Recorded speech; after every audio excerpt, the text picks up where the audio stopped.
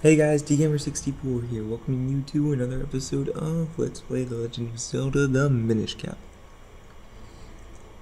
So in the last episode, we went to the forest, we found Eslo, he shrunk us down, and we found the Picori village, and they told us to go find the 4 elements. And one of the elements is in this dungeon, the Deepwood Shrine. So, I gotta admit something, this is my second time recording this dungeon. First time I recorded the dungeon, basically there was just too many interruptions that I just couldn't record because I just had to keep cutting off the recording and then re-turning it on. And I don't like doing that, honestly, because it makes for a very choppy recording. There's a locked door here. See if we're gonna keep opening it. Oh yeah, we got a small key, and basically that's used to unlock doors and blocks in dungeons, and for that dungeon only. And there's slug things will occasionally fall from the ceiling. No, there's one here. Oh, never mind, maybe not. But yeah, so I scrapped that recording, and we're gonna try this again. So because I just played it, we'll see how this goes. Boom. Now these slug things, when they fall on the ceiling, they fall on their backs, and when they fall on their backs, they only take one hit to kill. But when they're on their stomachs, they take 2 hits. And these guys, we cannot kill these guys except for throwing pots at their faces. So if we had a pot, we would throw it at that guy's face, but he would explode into like that pollen stuff that you see on the ground over there. This stuff, he would explode into that stuff. And then, as I was telling us, that the barrel is not big, but it's just very small. Don't really think it matters, honestly. The barrel's still pretty big. And you hit that switch, lights the fire, gets the vines already. And we just go in here and make it go up to here. And for these guys, basically what I do for right now is just slash their faces, and they'll be good. And just keep them away from you. That's all you need. So you push the block on the switch, and hit this switch, burns more vines, and the barrel is completely unlocked. So now the barrel will rotate when we're inside of it and move it around. These guys, I hate them. So yeah, the barrel just moved. Yes, as low, we know it moved. So we want to go down here first.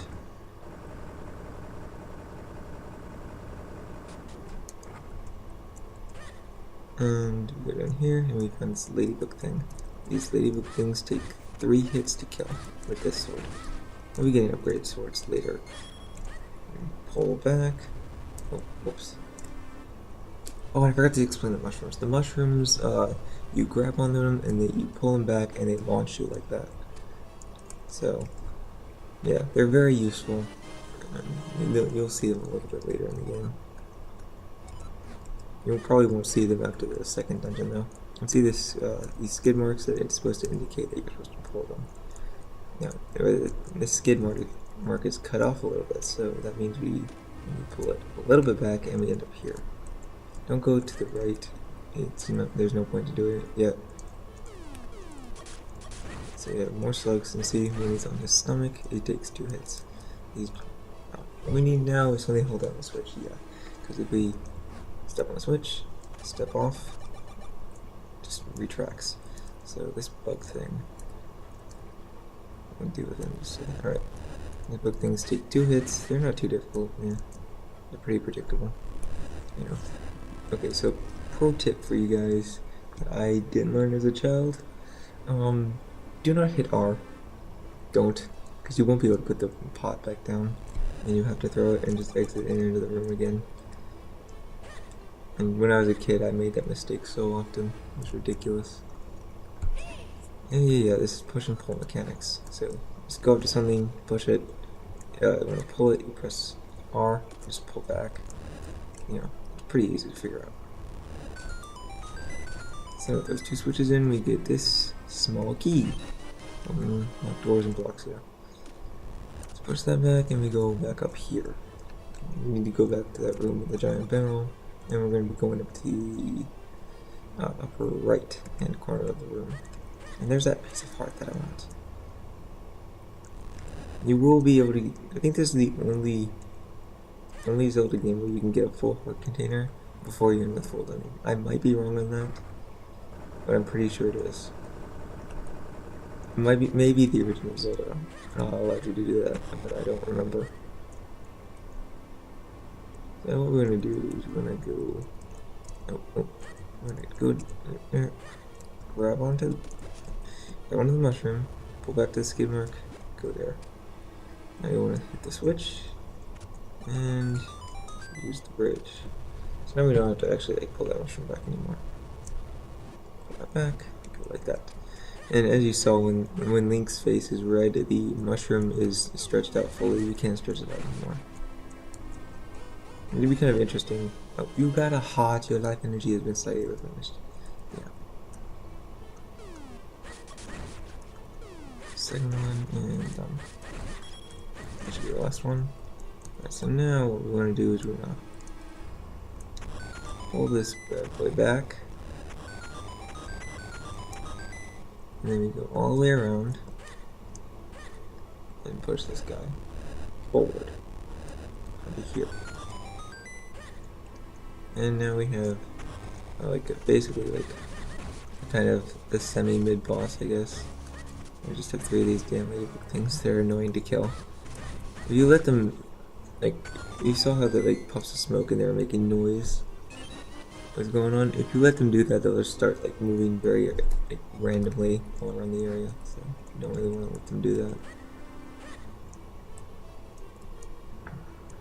Go up here, and then we. That's something that confused me. Why did they like not just put the flippy thing here and just like have just nothing here? I don't get why they needed to do that. It doesn't make sense to me. So like that. And we're good. Let that repeat. Excuse me. My throat's still a little sore. It's still a little sore. It's a little sore because I did record earlier. I did try to do this recording earlier, and yeah, I ended up having to scrap it. You got the compass. Use to find hidden locations of items. So basically what this allows you to do is allows us to go to our map that we got earlier, and we can now see all the hidden treasure chests. So it's kind of useful. The thing is just like it's often made fun of in other Zelda games because you don't usually get it to like near the end of the dungeon when you've already found everything. I think they tend to avoid that in this game. Oh geez, surprise attack much. You don't want to go down there. Go over here and unlock this door and go in here to fight the mini boss, the giant caterpillar thing. So what you want to do for this guy is you want to hit him in the face, and then you want to go behind him and then hit his tail. It's that simple. And sometimes you can kill him in only two of them, but usually it's 3. You're a bit faster with the sword. I wasn't really spamming it all that well. So you only had like 2 hits on him, so if I was spamming it a little faster, like the first one, I would have gotten in 2 hits. And in here we get the dungeon item, the Gust Jar. This is a unique item in Minish Cap. It's probably one of the most useful items in the game, honestly. So with this thing, we can now suck up all these like spiderweb things that we've been seeing around here. We actually could not get through these before. Can't cut them, and if we try to run up to them, we basically bounce off them. Now we can just suck them up. And we can suck up this one here, and this one here. Now here leads us to that piece of heart we saw earlier. Other things the Gust Jar can do is it can suck up all of like this pollen stuff, and it can also blow it away. So basically what the Gust Jar does is we're going to do this with the Gust Jar. It's basically a little knockback thing that air will knock back enemies, which can be useful sometimes. It also suck up pots, bushes, rocks, a bunch of things you can take care of. What it can do is it can allow us to kill these enemies because we can just like suck up all their pollen, which I guess made them invisible and invincible, and we can just murder their faces. So die. Alright, so we have 2 switches here. They both unlock treasure chests. Both of them have 10 mysterious shells. I'm not sure what they're for, but let's just hold on to them for now. 10 mysterious shells, yay! Those mysterious shells will come in handy later. There. We'll switch here, and it will be a warp portal. A warp portal. A warp portal. There we go. So this portal, the blue portals are usually about midway through the dungeon, and basically they're just there to, you know, help you out if you decide to save and exit for whatever reason. You know, these dungeons don't usually take very long. Like, I think like half an hour is usually what you would spend on it.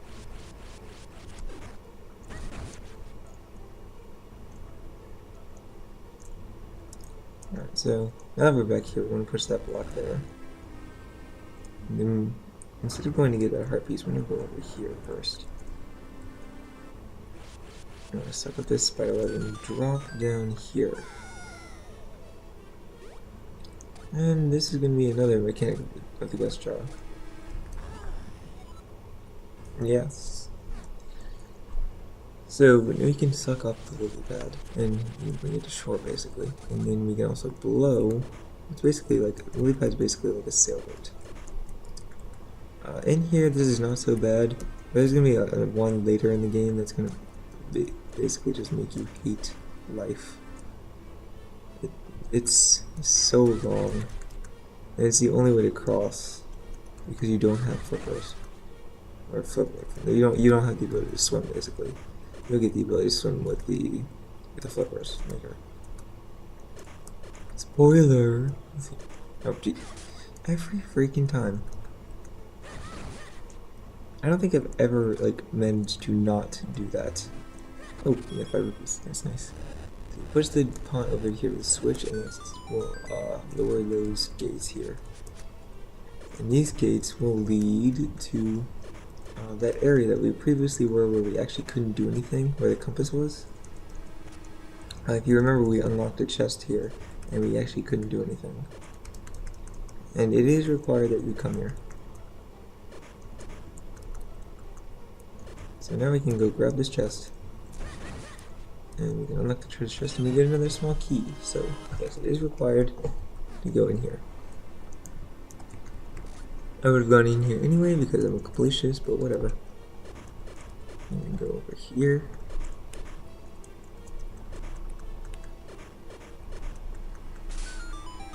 Alright, and just keep doing that.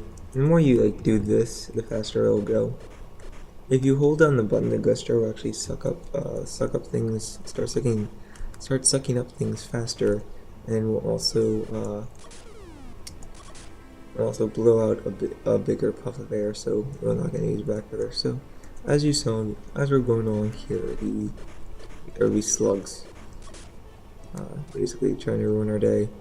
Doesn't work out for them very well though, because basically you just stay like right in the center, or like near the center. You go fast enough, you just avoid them. Here's another cool thing with the gust jar. You can actually suck up these mushrooms here, and it's basically like an auto grab. So let's get this pot out of the way because we're just sucking up with the gust jar. We're not careful, and that mechanic comes into play here. And we do that. And then we do that here, and here we do this. We can't do that. We cannot do that. That is something we cannot do. And then we're right in front of this chest, which is the big key. Used to open big doors. It's the boss key, basically. And you reset the switch, unlock the red portal. Red portal is usually around the boss key. So, usually close towards the end of the dungeon. And it takes you back to the beginning in case you want to save it or something. And now that we have got the blue portal, we got the last piece of heart in this dungeon. So now we have a new heart container.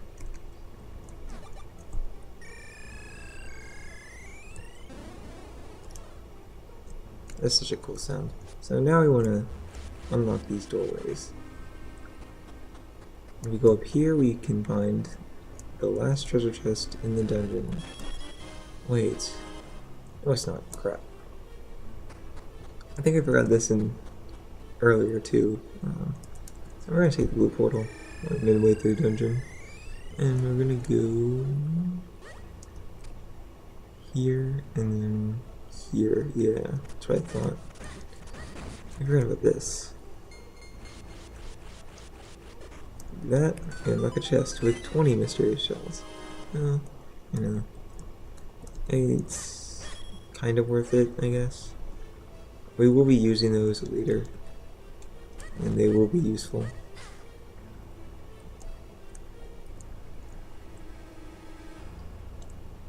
And now I just want to go back to the beginning of the dungeon, and wait, come on. It does take a few seconds to get the ball to start rolling again. Oh. Why am I so terrible? Alright. Suck up this thing. And now we have all the treasure chests in the dungeon. Good thing I remembered that.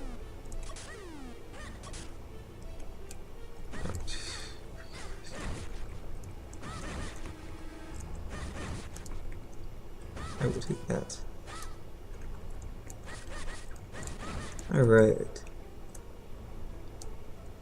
So now we are going to go over here. Because as you saw, the path there was pretty much blocked. We actually cannot go that way at all.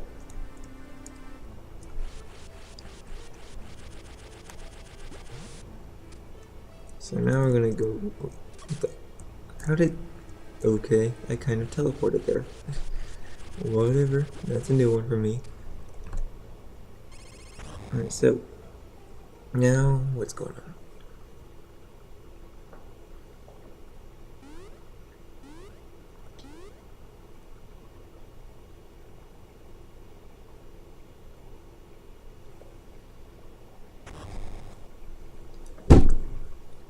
Oh no. Oh no. Oh no. Please no. Please stop. No. No. No. Why? Why? Oh, that's awful game. Oh no. The heck? Oh, there we go. I couldn't hear sound for a second. That was weird. Okay, so this is Boss Choo Choo. And yeah. Now we cannot hurt him with our sword at all. So what you're going to want to do is do what you do in every Zelda game. Use the dungeon item on him and see what happens. So we're sucking up his goo and sound disappeared from me again. What the heck is going on with that? And once you get enough goo off of him, he'll start losing his balance. Once he loses his balance all the way, his head will pop off, and then you just slash him to death. And then he'll start jumping around. He won't jump around too much for right now. Pretty much just roll out of the room, they're pretty good. Alright. Oh jeez. Just keep slashing at him. And now for the third phase of the boss fight. Basically what he's going to start doing, he's going to start jumping around pretty much all the time. Or not. That's new. Okay, here we go. I think he'll start. Nope. No? Okay, that's weird. Okay. Normally he starts jumping around like constantly. And then he'll occasionally like stop and let you suck out his bottom. That sounded really dirty. And now we're just going to slash him to death. Oh wow. Okay. Okay, now he's gonna start doing it. Yeah, so he's gonna jump around a lot now. Okay, I guess I didn't do enough damage to him. Normally it takes only 3 times to kill him, but I guess I just didn't do enough damage. So now he'll, one, start moving a little faster, and he'll start jumping more frequently. Right, there we go.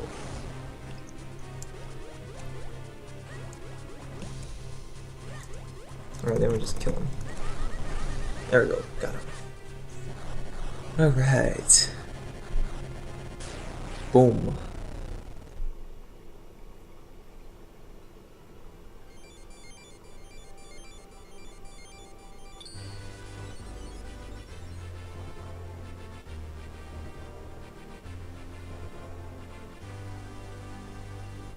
You got the earth element. The power of the earth is the source of all living things. The earth element is the embodiment of that power. So now we have an element. And now we have our heart container. Life energy has been increased and replenished. So now we have 5 hearts. And now we're gonna go exit that room. And we've got the earth element. We must go tell the elder at once. Alright guys, I think I'm gonna cut it off here. Thank you guys for watching. And next time we shall go back to see the elder and he'll tell us what to do next. So see you guys next time. Thanks for watching and bye bye.